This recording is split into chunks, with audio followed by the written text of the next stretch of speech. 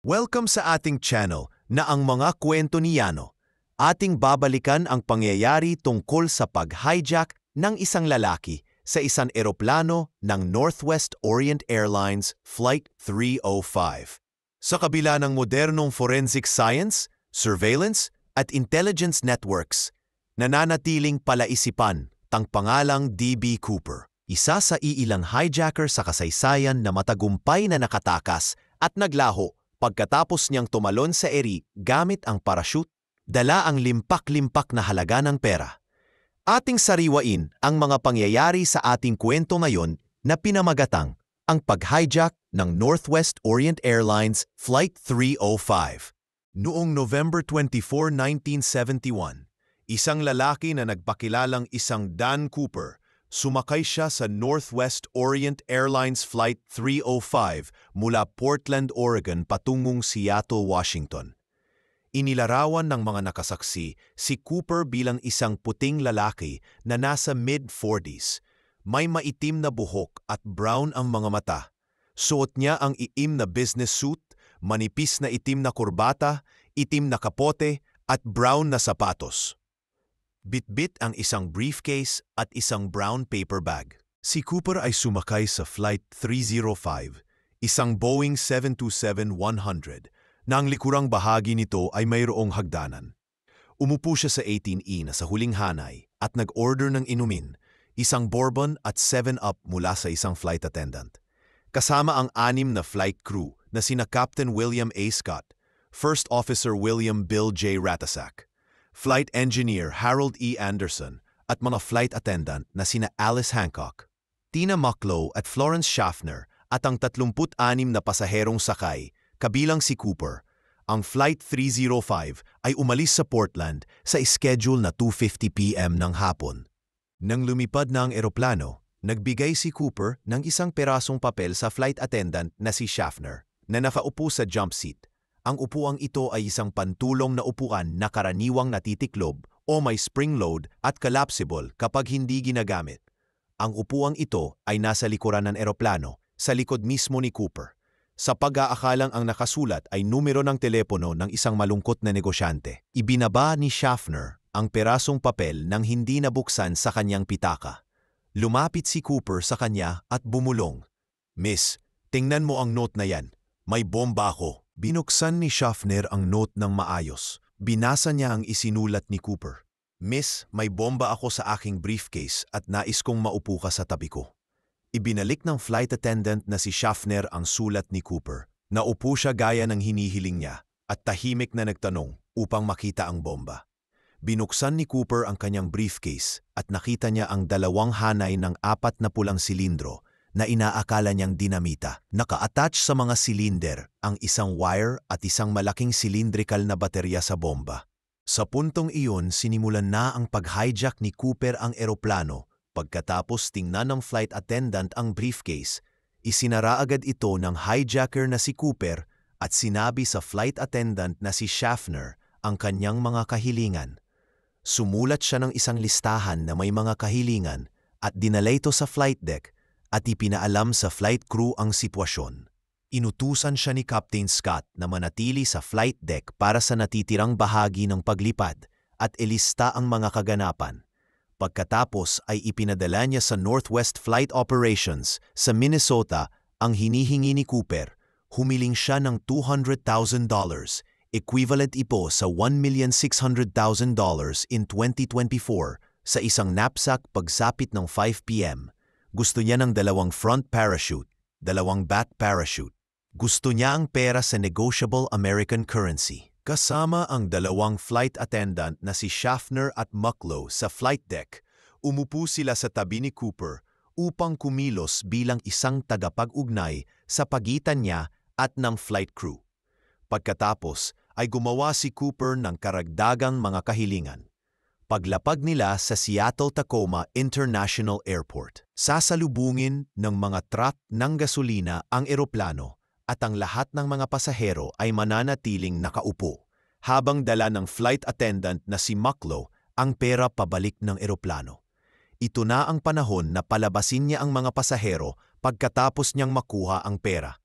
at ang panghuling dalhin sa eroplano ay ang 4 na parachute. Ipinaalam ni Captain Scott sa Seattle-Tacoma International Airport Air Traffic Control ang sitwasyon na nakipag-ugnayan sa Seattle Police Department at Federal Bureau of Investigation.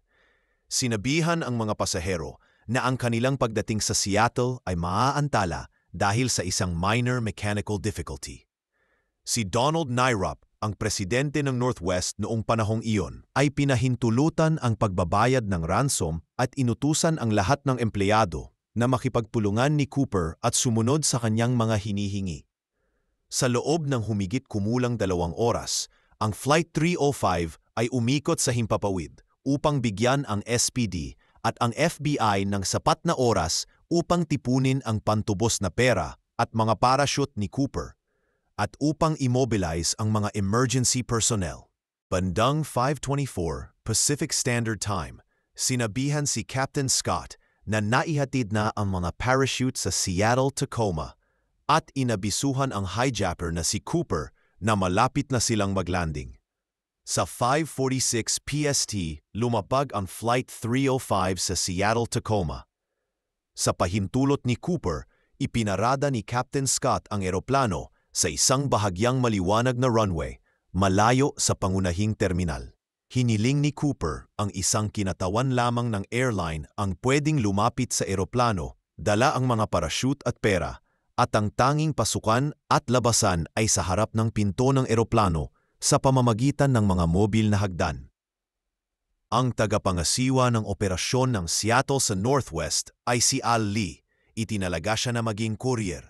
Upang maiwasan ang posibilidad na mapagkamalan ni Cooper ang suot niyang airline uniform sa isang law enforcement officer, nagpalit siya ng damit na sibilyan para sa gawain. Habang ang mga pasahero ay nananatiling nakaupo, isang ground crew naman ang nakakabit sa isang mobile na hagdanan. Alinsunod sa direktiba ni Cooper, lumabas ang flight attendant na si Mucklow sa harap ng pintuan ng eroplano at kinuha ang ransom money. Pagbalik niya, dinala niya ang bag ng pera papunta ni Cooper sa huling hanay. Sumang-ayon si Cooper na palayain ang mga pasahero.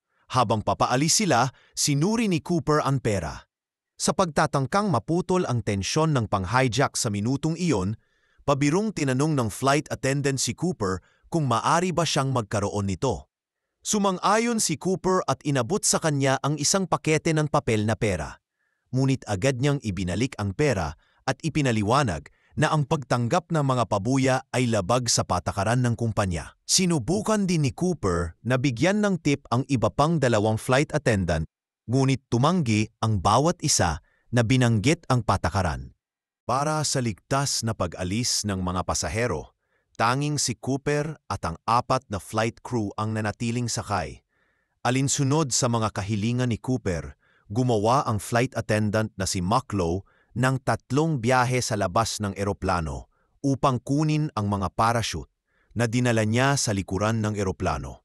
Habang dinadala ni Mucklow ang mga parachute, tinanong ni Schaffner si Cooper kung maaari niyang kunin ang kanyang pitaka na nakaimbak sa isang compartment sa likod ng kanyang upuan. Sumang-ayon si Cooper. Tinanong naman ni Hancock si Cooper kung pwede bang makaalis ang mga flight attendant. Sumang-ayon din si Cooper sa hiling ng flight attendant. Nang dalhin ni Mucklow ang panghuling parachute ni Cooper, binigyan niya ito ng mga nakaprint na tagubilin para sa paggamit ng mga parachute. Ngunit sinabi ni Cooper na hindi na niya kailangan ang mga ito. Bandang 7:40 p.m., lumipad ang Flight 305 kasama ni Cooper ang flight attendant na si Mucklow, Captain Scott, First Officer Ratachak, at Flight Engineer Anderson. Pagkatapos mag-take off, sinabihan ni Cooper si Mucklow na ibaba ang hagdan sa likuran. Sinabi ni Mucklow sa kanya at sa flight crew na natatakot siyang masipsip palabas ng eroplano. Nag-suggest ang flight crew na pumunta siya sa flight deck at kumuha ng isang pang-emergency na lubid kung saan maaari niyang itali ang kanyang sarili sa isang upuan. Inanggihan ni Cooper ang suggestyong iyon. Nagpatuloy sa pagpapahayag ng kanyang takot si Mucklow at hiniling sa kanya na putulin ang ilang kordon mula sa isa sa mga parachute upang lumikha ng isang linyang pangkaligtasan para sa kanya. Sinabi ni Cooper na siya na mismo ang magpapababa ng hagdan. Inutusan na lang niya si Mucklow na pumunta sa flight deck at isara ang partisyon ng kurtina sa pagitan ng mga seksyon ng coach at first class at huwag nang bumalik. Bago umalis ang flight attendant na si Mucklow, nakiusap siya ni Cooper na dalhin na lang niya ang bomba. Sumagot si Cooper na i-disarm niya ito o dadalhin.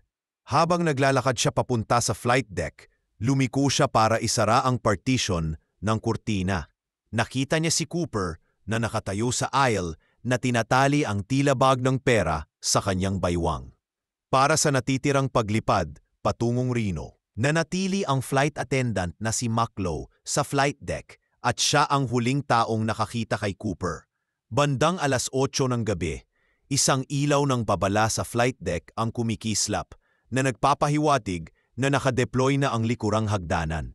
Ginamit ni Captain Scott ang intercom ng eroplano upang tanungin si Cooper kung kailangan niya ng tulong, ngunit ang huling mensahe ni Cooper ay isang salita lamang na ang tugon, hindi.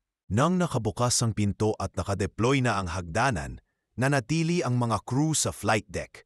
Hindi sila sigurado kung sakay pa sa eroplano si Cooper. Ginamit ng flight attendant na si Mucklow ang intercom para ipaalam ni Cooper na papalapit na sila sa Reno at kailangan niyang itaas ang hagdan para ligtas na lumapag ang eroplano. Inulit niya ang kanyang mga kahilingan habang ang mga piloto ay gumawa ng huling paglapit sa paglapag. Ngunit wala na silang natanggap na tugon mula kay Cooper. Sa ganap na 11:02 ng gabi, habang nakadeploy pa rin ang likurang hagdanan, ang Flight 305 ay lumabag sa Reno Tahoe International Airport. Ang mga ahente ng FBI, trooper ng estado, mga deputy sheriff at pulisya ng Reno ay nagtatag ng isang perimeter sa paligid ng eroplano, ngunit sa takot na sakay pa rin si Cooper at ang bomba, hindi pa kagad sila lumapit sa eroplano. Nakumpirmang wala na si Cooper pagkatapos ng 30 minutong paghahanap. Idineklara ng FBI bomb squad na ligtas ang cabin. Nagsimula ang isa sa pinakamalawak na manhunt sa kasaysayan ng Amerika. Tinawag ang hijacker na D.B. Cooper ng media dahil sa pagkakamali ng isang reporter. Ngunit iyon na ang pangalan na tumatak sa isipan ng publiko. Sinuyod ng FBI at mga sundalo ang kagubatan ng Washington gamit ang mga eroplano, tracking dogs at iba pang kagamitan sa paghahanap. Ngunit walang Cooper ang natagpuan. Maging ang mga parachute o aktwal na ebidensyang bumagsak siya sa lugar na iyon, tanging si Cooper lang ang nakakaalam kung ano ang nangyari pagkatapos ng kanyang pagtalon sa eroplano gamit ang parachute. Noong 1980, may batang nakakita ng $5,800 sa tabi ng Ilog Columbia, parehong serial number sa ransom money na natangay ni Cooper. Ngunit bukod dito, wala nang ibang konkretong ebidensya ang nakita ng awtoridad. Noong July 8, 2016, nag-assumed ang mga awtoridad na si Cooper ay hindi bababa sa 85 years old kung buhay sa panahon ngayon. Ang FBI ay nag-anunsyo na ang kanilang aktibong pagsisiyasat sa kaso ni Cooper ay kanilang sinususpinde. Binabanggit nila na ang mga isyu na mas malaki at mas urgent ang pangangailangan ang kanilang prioridad. Ang mga lokal na tanggapan sa larangan ay patuloy na tatanggap ng anumang lehitimong pisikal na ebidensya, partikular na nauugnay sa mga parachute o sa ransom money. Ang 66-volume na file ng kaso na pinagsama-sama sa loob ng 45 years na kurso ng pagsisiyasat ay papanatilihin para sa makasaysayang layunin sa punong tanggapan ng FBI sa Washington, D.C. at sa website ng FBI. Ang lahat ng ebidensya ay bukas sa publiko. Ang krimen ay nananatili na tanging dokumentadong hindi nalutas na kaso ng air piracy sa kasaysayan ng komersyal na abyasyon.